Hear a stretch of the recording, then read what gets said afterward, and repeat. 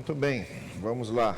Se você abrir a sua Bíblia no final do Antigo Testamento, você chega em Malaquias, tá bem? Aí, se você voltar um livro, você chega em Zacarias. E se voltar mais um livro, você chega onde? Sabem? Onde? Ageu, isso mesmo, que é o profeta sobre o qual nós estamos falando esse mês nos cultos da noite. Nós já falamos sobre o capítulo 1 de Ageu e hoje nós vamos ler o capítulo 2, do versículo 1 até o versículo 9. É claro que convém para aqueles que não estavam aqui domingo passado, para que não percamos o fio da meada, recordarmos o seguinte: o povo retornou do exílio babilônico que durou 7 décadas, 70 anos aproximadamente, retorna a Jerusalém para reconstruir a cidade de Jerusalém, muito especialmente para reconstruir o templo. Mas como eu disse domingo passado, uma parte do povo não quis voltar, já estava acomodada lá na Babilônia, já havia se adaptado à Babilônia, não queria arrancar as raízes que fizera lá. E uma outra parte do povo que voltou para Jerusalém estava mais preocupado com suas questões pessoais, com seus interesses pessoais, e descuidou completamente do desafio que tinham da reconstrução do Templo de Jerusalém, que era o grande símbolo da religiosidade judaica e o grande símbolo da presença de Deus junto ao povo. Foi nesse momento que surgiu o profeta Ageu.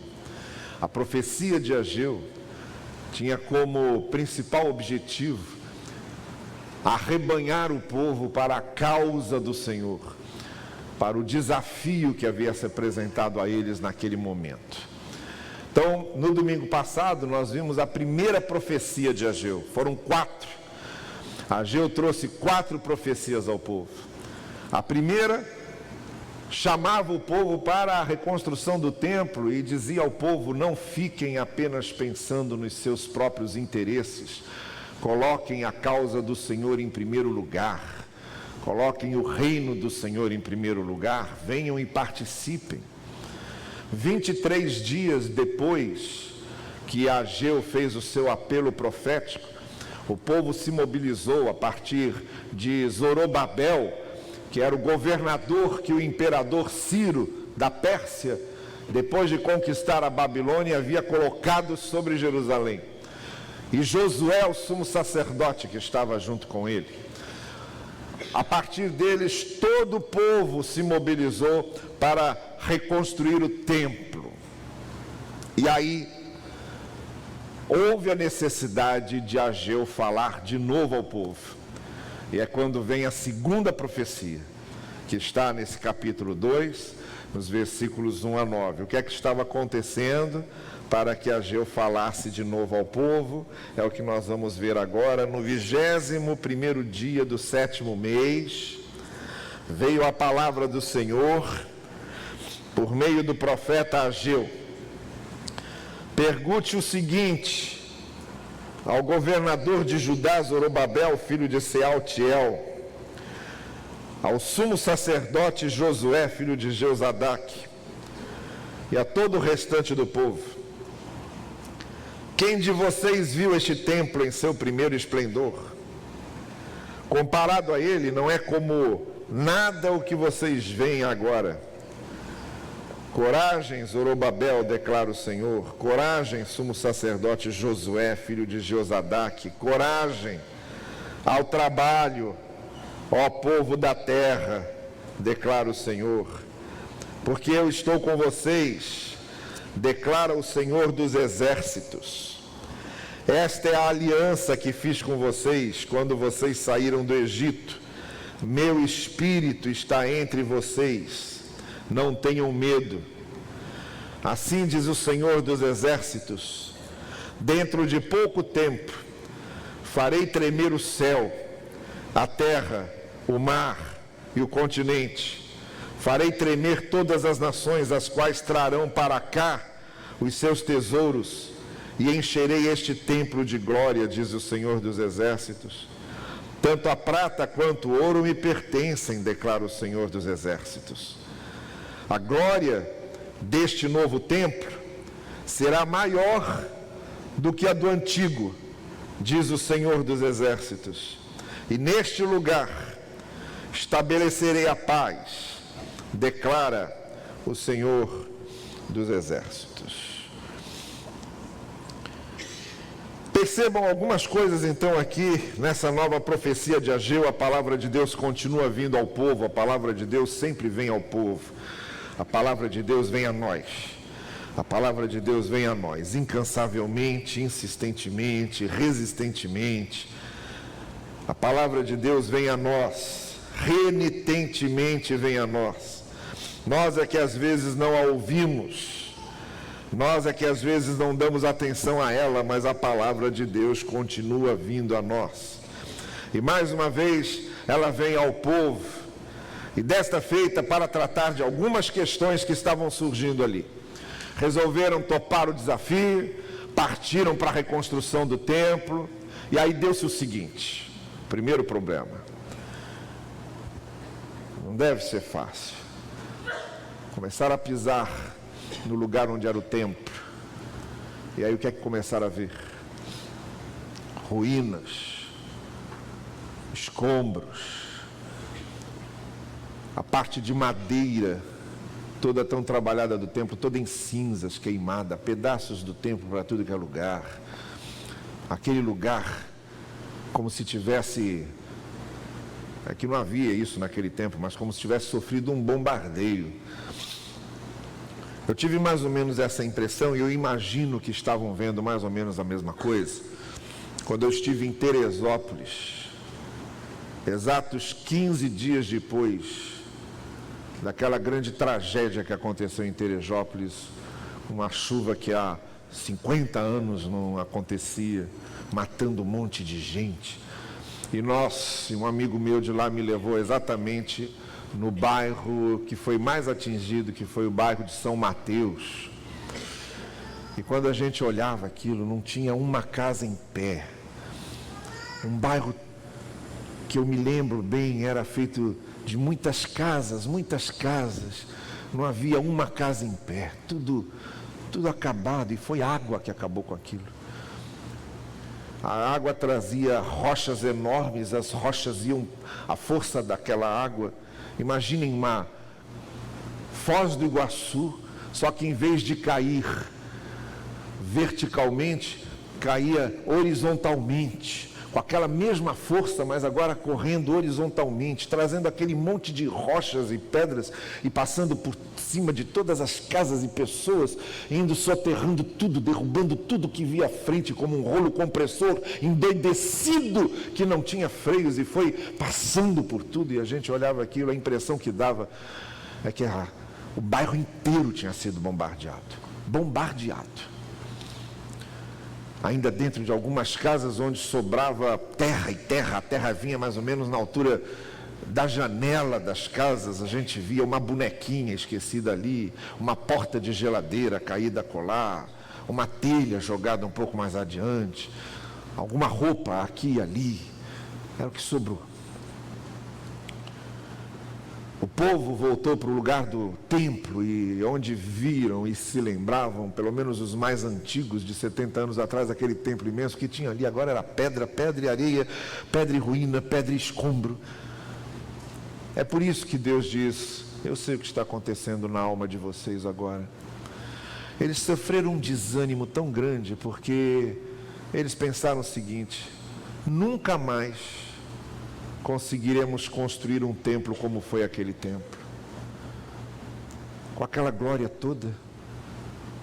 Vocês se lembram quando vocês leem em Reis, em Crônicas, o trabalho de Salomão em construir aquilo, cada detalhe, coisas que eram trazidas de outros países, que eram compradas a peso de ouro.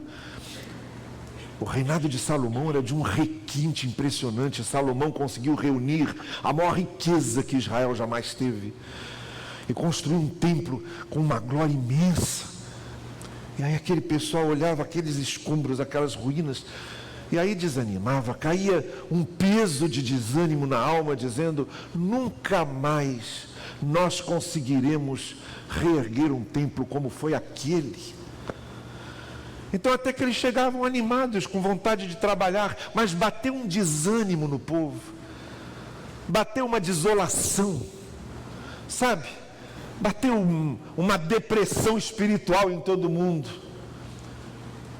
achatado por aquilo. E aí é que vem a primeira palavra de Ageu. É assim que vocês estão pensando, não é? Nunca mais construiremos um templo com aquela glória. É isso que vocês estão pensando? Pois olha, que lição preciosíssima a gente tira daqui. Nós precisamos saber nos adaptar aos novos tempos. Nem sempre os tempos presentes têm a glória dos tempos passados. E nem sempre revivemos as coisas boas que tivemos no passado. As circunstâncias mudam. E mudam muito. Coisas que perdemos lá atrás, talvez nós nunca mais recuperemos. O máximo que a gente consegue talvez seja algo similar, semelhante, parecido, algo que lembre, mas nunca igual. A gente não passa e vive momentos assim, de querer reviver no presente um passado que já foi, de querer sentir no presente uma emoção que já não tem mais contexto para ela, não tem mais ambiente para ela. Não é isso que acontece conosco várias vezes, em várias situações? Pois olha, Ageu está dizendo ao povo: realmente, igual ao que Salomão fez, vocês não vão conseguir fazer, não. Não tem como. E realmente não foi. O segundo templo que eles ergueram não chegou nem perto do que Salomão conseguiu fazer. Nem perto. O segundo templo que eles fizeram era bem mais modesto, a situação era outra, o reino já não era mais tão rico como era Salomão, não havia, a realidade era outra, entende? O mundo mudara, as circunstâncias mudaram. E olha, se há uma coisa que nós precisamos aprender, é nós nos readaptarmos às novas circunstâncias, nos readaptarmos às novas realidades. Se tem uma coisa que nós precisamos aprender a fazer na vida, é a virar páginas. A virar páginas. A gente tem que saber virar páginas. Colocar na cabeça: isso aqui acabou, isso aqui já foi, esse tempo passou, não tem mais como. E virar a página. É preciso saber virar páginas e se adaptar à nova página, escrever uma página nova. Ou nós nos transformamos em estátuas de sal, como aconteceu com a mulher de Ló, olhando só para trás sem conseguir caminhar para frente, porque quem olha só para trás e não consegue virar as páginas que tem que ser viradas, eles não andam, paralisam, viram estátua de si mesmos. Pois a primeira coisa que nós aprendemos aqui com o profeta Ageu é o seguinte: os tempos são outros, as circunstâncias são outras, e nós precisamos compreender que cada fase da vida possui suas peculiaridades, possui suas especificidades. Cada fase da vida. E quando nós saímos de uma fase da vida e passamos para outra, nós temos de saber fazer essa transição, virar as páginas que são necessárias ser viradas e partir para frente. A vida é assim. Qualquer coisa menos do que isso trará muita dor. Qualquer coisa menos do que isso fará com que nos sintamos achatados sempre. Qualquer coisa muito menos do que isso nos trará um espírito de depressão, um espírito de nostalgia, um espírito de melancolia, que será insuportável. Nós precisamos saber aprender a virar as páginas a nos adaptarmos à nova realidade e a compreendermos que cada fase da vida tem as suas especificidades, tem as suas peculiaridades que jamais serão reprisadas. É a primeira coisa que o povo precisava aprender. Cheguem para trabalhar, mas cheguem para trabalhar sabendo que os tempos são outros. Não adianta nós queremos reproduzir na igreja do início do século 21 coisas que fizeram sucesso na igreja da década de 50 do século 20, ou coisas que fizeram sucesso na igreja do século 19. Não tem como. Quando o pastor Rubens Lopes lançou a campanha de evangelização no Brasil inteiro, ele sozinho comandou no Brasil inteiro uma campanha de evangelização, mobilizou todas as igrejas, os batistas pularam naquela campanha de evangelização de um número para o dobro, quase o triplo. Mas foi uma época. Até o contexto político ajudava, porque o Rubens Lopes tinha um estilo bastante arbitrário de fazer as coisas.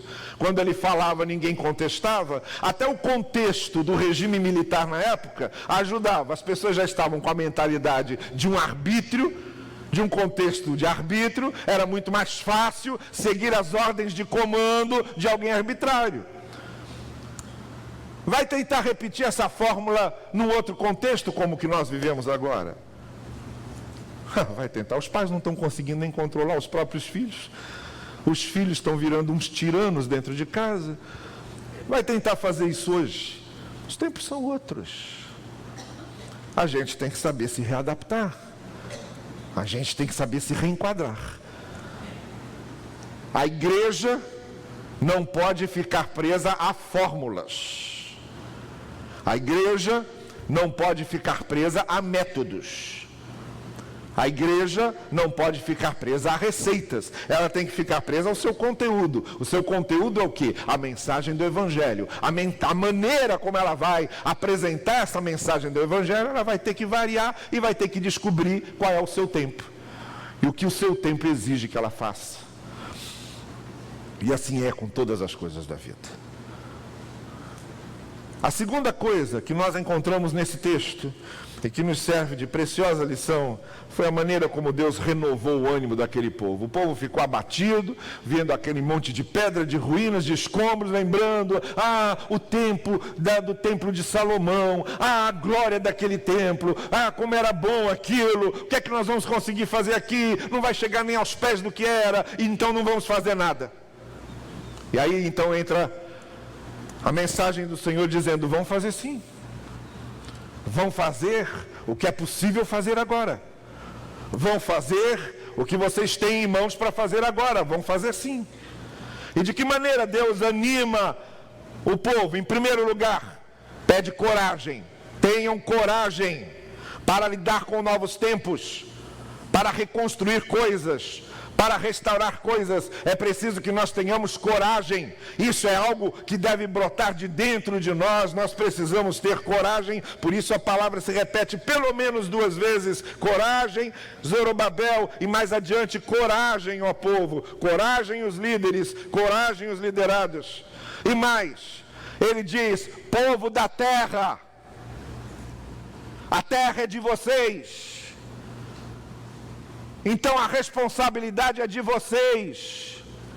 Coragem e trabalhem, porque a terra é de vocês. Vocês é que são o povo da terra. Não esperem isso de ninguém mais. Vocês é que são o povo da terra. Eu tinha que entrar em rede nacional de televisão nesse país em que vivemos e começar a dizer para cada brasileiro, a terra é sua, cuide dela você. Não é responsabilidade de um Messias Salvador, porque brasileiro gosta de pensar em Messias Salvador. Brasileiro não sabe viver sem a ideia de um político que venha resolver todos os problemas. Não é responsabilidade de um partido político. Não contem com eles, porque o Senhor Jesus Cristo disse aos seus discípulos: os governantes estão aí apenas para buscar sua própria glória. Não será assim entre vocês. Herodes, Jesus Cristo chamou de raposa, porque o Senhor Jesus sabe que se há uma coisa que caracteriza os políticos, é o fato deles serem raposas em termos de esperteza. Não contem com eles. A terra é de vocês. Vocês é que têm a responsabilidade de cuidar dessa terra. A terra não é só da sua porta para dentro. A calçada é sua. A rua é sua. O que se faz lá é tão importante como o que acontece dentro de sua casa. Assumam, povo da terra, assuma. Façam o que é preciso fazer. Saibam votar, saibam escolher seus líderes, saibam cobrar dos seus líderes, saibam agir, saibam mostrar o descontentamento de vocês. A terra é de vocês. A solução não vai cair do céu. Façam-na brotar de baixo, façam-na brotar de vocês. Povo da terra, vocês é que tem que resolver, dizia o profeta Ageu. E mais, ele relembra a ação de Deus junto ao povo. Eu tirei vocês do Egito. Ele diz: vocês foram trazidos por mim do Egito. Vocês saíram do Egito porque meu espírito esteve entre vocês. Ele lembra ao povo que Deus, como agiu no passado, pode agir no presente. E como é que ele se apresenta? Senhor dos exércitos. Uma expressão tipicamente do Antigo Testamento. Você viu quantas vezes a expressão aparece só nesse trecho? Senhor dos exércitos. No Antigo Testamento a expressão Senhor dos exércitos aparece 300 vezes, 200 vezes nos profetas, 14 vezes só em Ageu. E sabe o que significa Senhor dos exércitos? Significa que ele tem o poder para mandar. Senhor dos exércitos nada mais quer dizer do que alguém que pode mandar. O poderoso, o Senhor do poder, em outras palavras. Esse Senhor do poder é que diz: eu estou entre vocês. Durante a travessia no deserto, ele foi nuvem para tapar o sol, para que o seu povo não se queimasse, e chama à noite para que não morressem de frio, porque no deserto é assim: calor até a morte durante o dia, frio até a morte à noite. Acompanhando o povo nas diversas necessidades do povo, o Senhor poderoso fazia isso.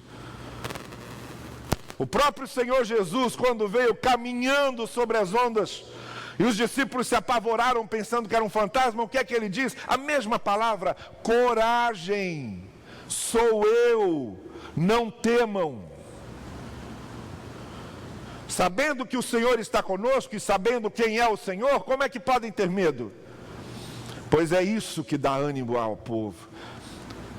Coragem, eu estou entre vocês. Coragem, eu estou no meio de vocês. A coisa é difícil, é pesada, é um desafio imenso, mas vocês não estão sozinhos, eu estou com vocês. O que dá ânimo ao povo de Deus para trabalhar é essa confiança na presença de Deus com eles.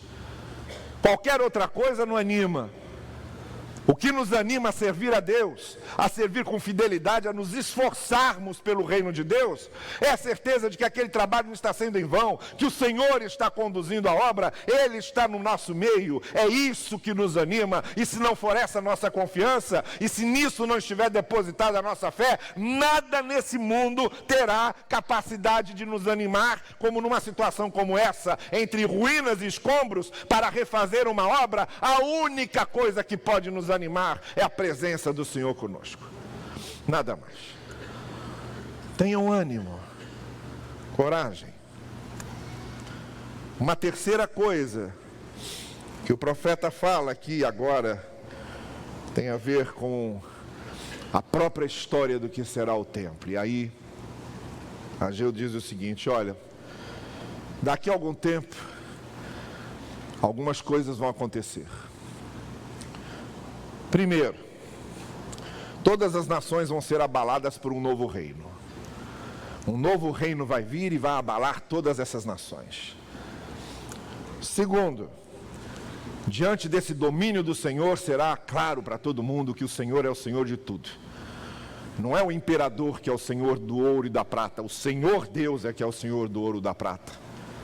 O ouro e a prata não pertencem ao imperador. O ouro e a prata não pertencem a um governo. O ouro e a prata não pertencem a um ditador. O ouro e a prata pertencem ao Senhor. Do Senhor é a terra e a sua plenitude, o mundo e aqueles que nele habitam. E terceiro, a glória de um templo futuro seria muito maior que a glória do templo de Salomão e que a glória do templo que eles estavam construindo. Aquele templo que eles estavam construindo teria uma glória toda especial.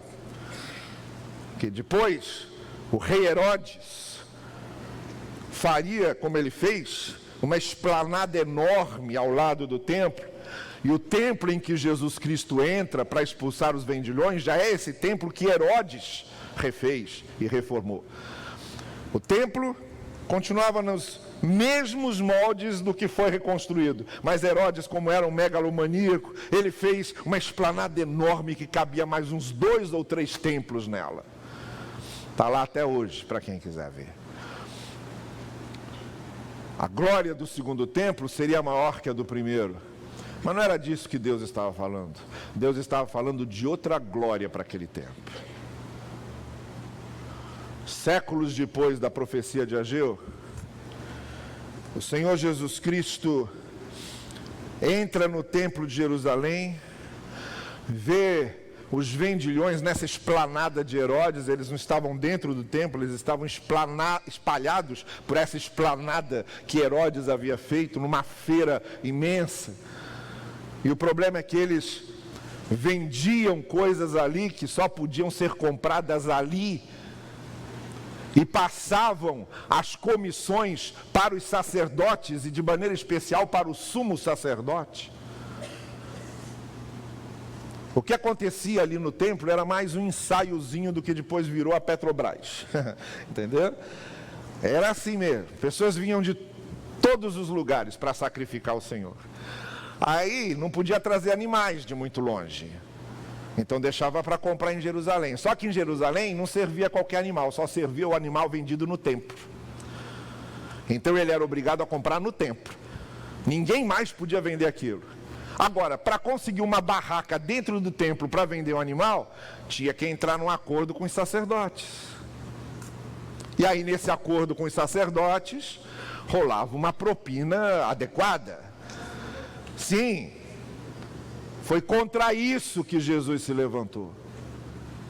Sabendo desse esquema montado, sabendo que as pessoas estavam sendo impedidas de fazerem seu sacrifício se não pagassem propinas para os sacerdotes, o Senhor Jesus fez uma espécie de chicote e entrou na esplanada do templo expulsando todo mundo de lá e dizendo: vocês transformaram isso aqui num covil de ladrões. Era isso que Jesus estava denunciando. Aí o que acontece? As pessoas se reúnem em torno dele, e aí um fariseu pergunta: que sinal você nos dá de que o que você está falando vem de Deus? Aí o Senhor Jesus responde: derrubem este templo, e eu o reedificarei em 3 dias.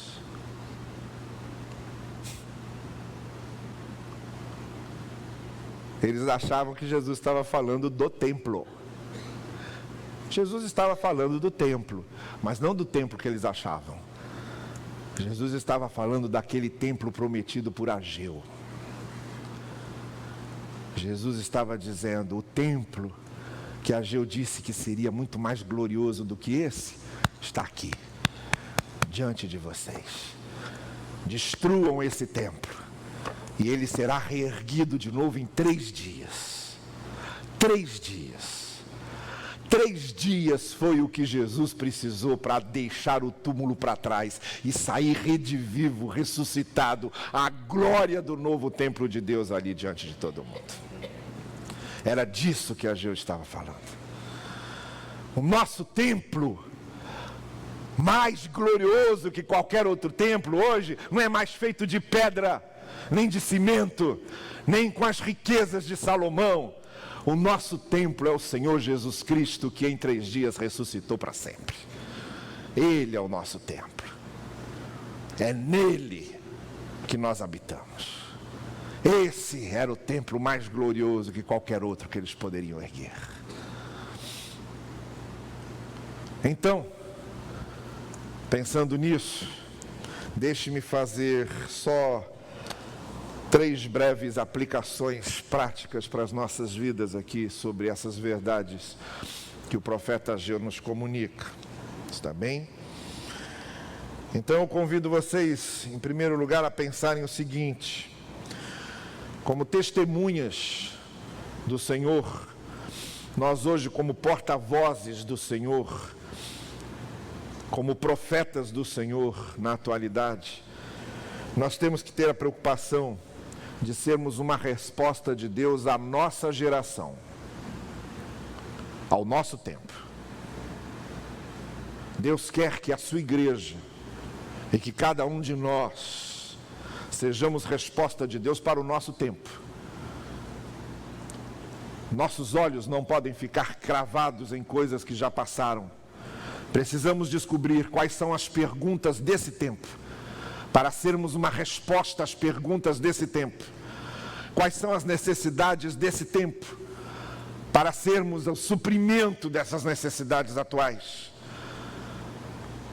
O que é que o nosso mundo está precisando ouvir, para que nós falemos o que eles precisam ouvir?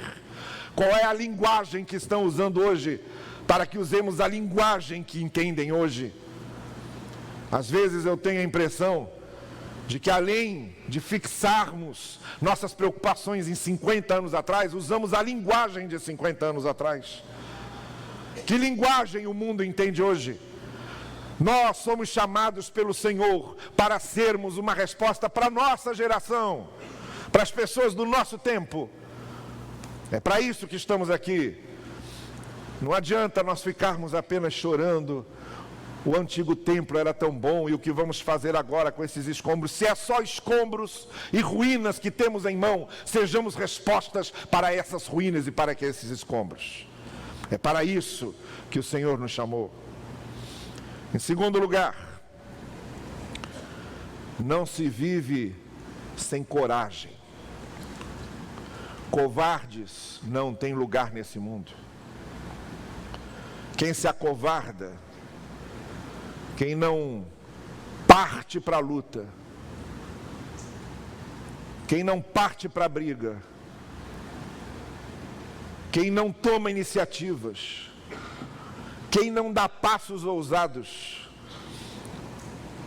nunca conseguirá permanecer firme e resistente nesse mundo que exige pessoas firmes e resistentes. Nessa loucura que nós vivemos aqui, ou nós nos tornamos em pessoas firmes e que resistem, ou, como eu disse hoje pela manhã, qualquer vento de doutrina, qualquer modismo da sociedade vai nos levar como uma folha seca que não tem rumo. Precisamos de pessoas corajosas para resistir e ser firmes. E só há uma maneira de nós permanecermos firmes e resistirmos: quanto mais profundas forem nossas raízes no Evangelho, mais nós resistimos. A lição que o Senhor Jesus Cristo ensina sobre a casa que não cai no temporal é essa. É uma questão de fundamento, é uma questão de base. Ou a coisa começa na base, no fundamento, ou qualquer vento derruba.